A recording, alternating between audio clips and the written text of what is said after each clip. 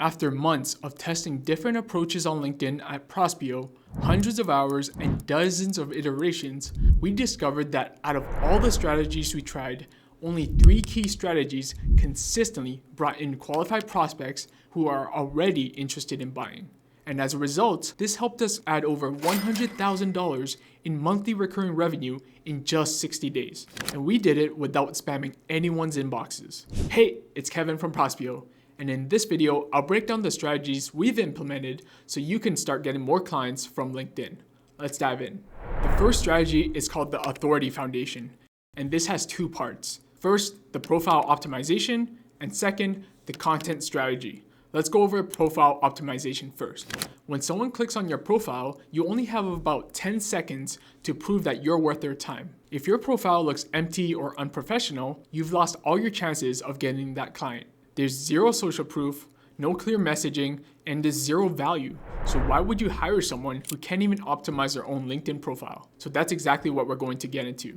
There's 4 things you need to optimize your profile. First, a welcoming headshot profile picture. Preferably one where you're professionally dressed, you're smiling, they can see your face, and you're not wearing any distracting clothing, sunglasses, you're not in a group photo, and they can clearly distinguish who they're speaking with. Second, you need a clear statement about who you help and what problem you solve.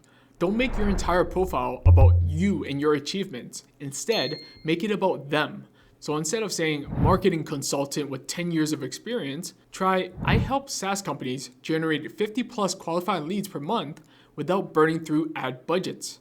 So when your prospect visits your profile and they read that line, they're like, oh, he's talking directly to me. Third, you need social proof, and I recommend case studies, recommendations, endorsements. Your prospects need to view you as the authority, and by having social proof, they can see that you've worked with or at least helped other clients similar in their position. And finally, number 4, a clear call to action. And this could either be a link to book a call with you, subscribe to your newsletter, or to download a free resource as a lead magnet, where you can collect their emails and warm them up even further with free value. But I don't recommend more than 2 call to actions on your page. Otherwise, they might get overwhelmed and not take any action at all.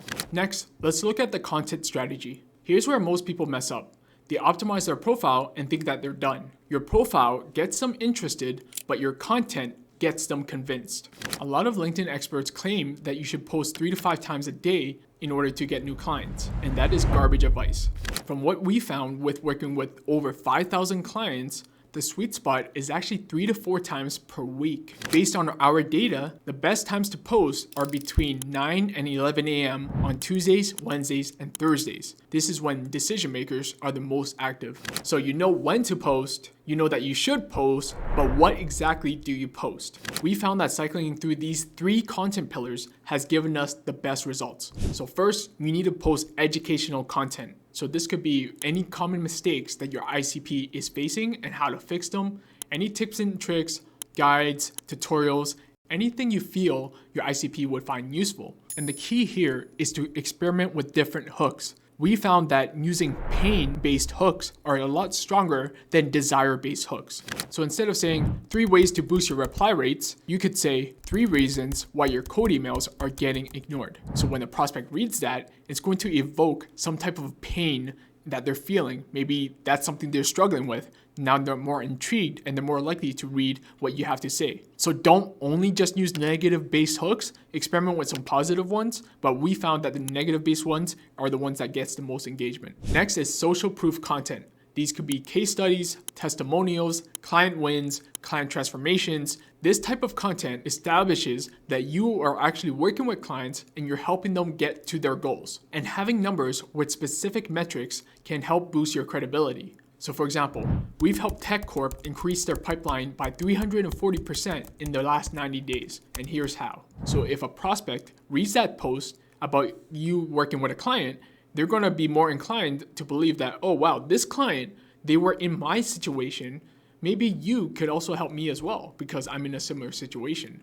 So this is why being crystal clear on who your ICP is and what problems you can solve for them is super important, because now if you have the same type of ICP and you're only connecting and you're only messaging towards that one ICP, everyone's going to believe that you're the go-to expert for this one problem. And the last content pillar is entertaining content. Now, a lot of you are in B2B sales, but you have to remember that you're selling to a human on the other side, and humans have emotions. So if you can make content that makes them laugh, make them want to share it and engage with it, you're gonna have a higher chance of connecting with that prospect because you feel more personable. So this could be any relevant funny content, memes, relatable stories, any personal experiences that relates directly to the ICP. So the goal of these 3 content pillars is to add value to your ICP. You're establishing your authority, you're showing that you're the expert and that you are the one who can help them solve these problems. So now you might be asking, okay, this sounds great and all, but how does this get me clients? This is where the secret sauce comes in. You have to introduce a lead magnet every so often. The philosophy actually comes from Gary Vaynerchuk,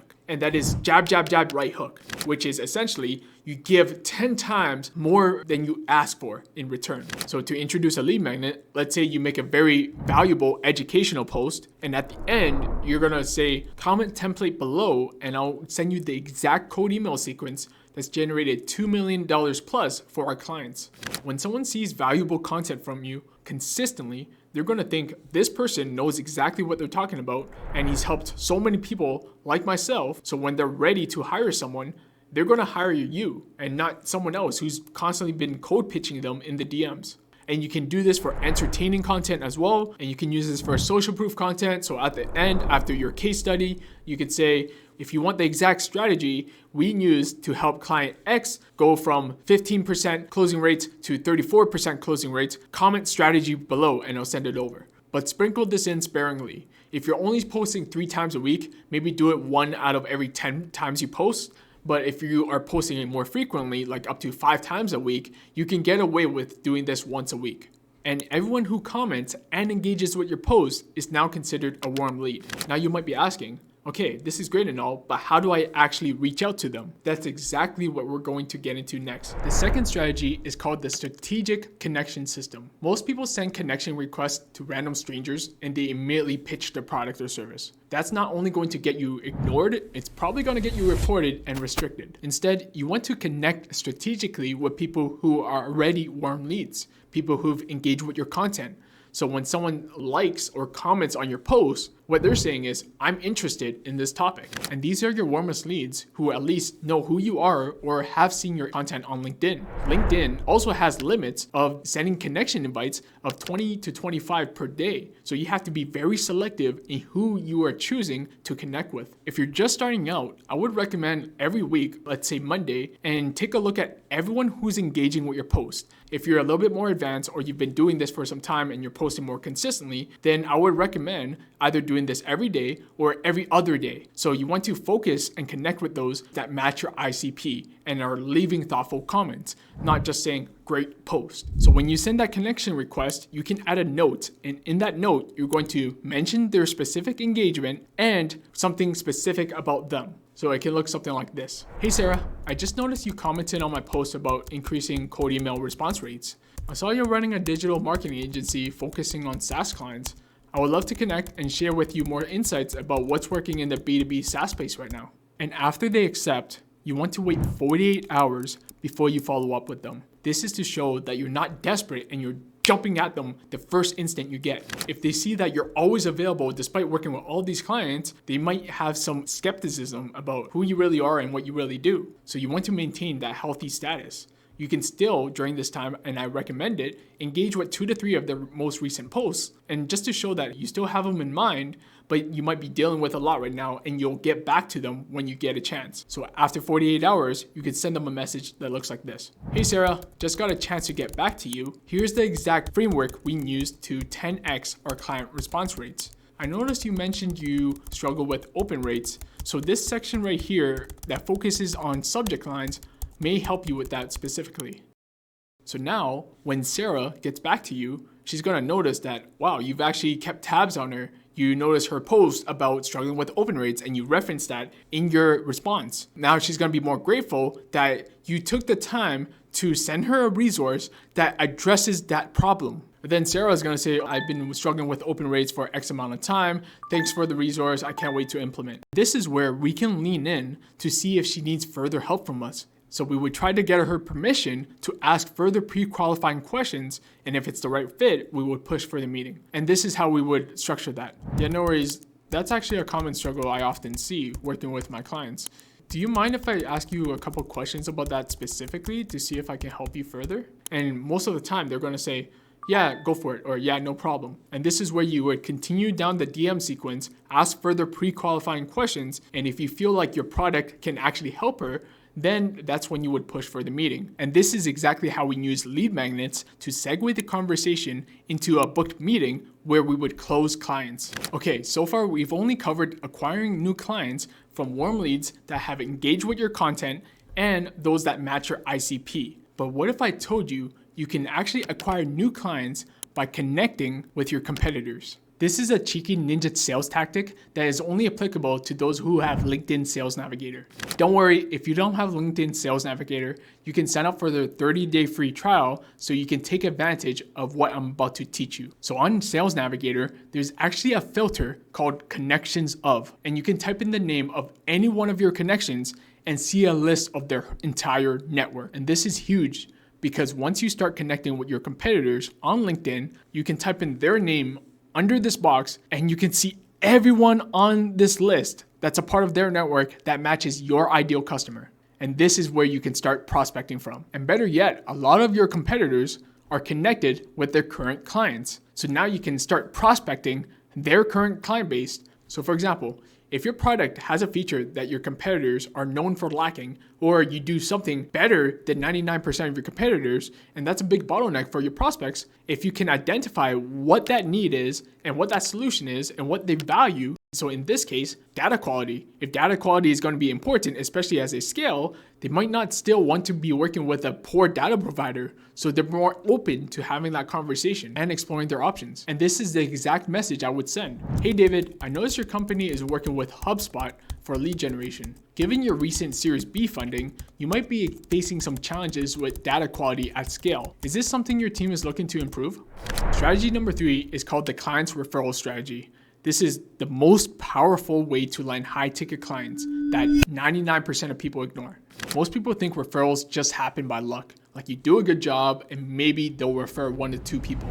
That is incorrect. If you're not actively asking for referrals, you're saying no to an additional 20 to 40% of revenue. So how do you properly ask for referrals? Here's what we did. First, identify your client's first big milestone from working with you.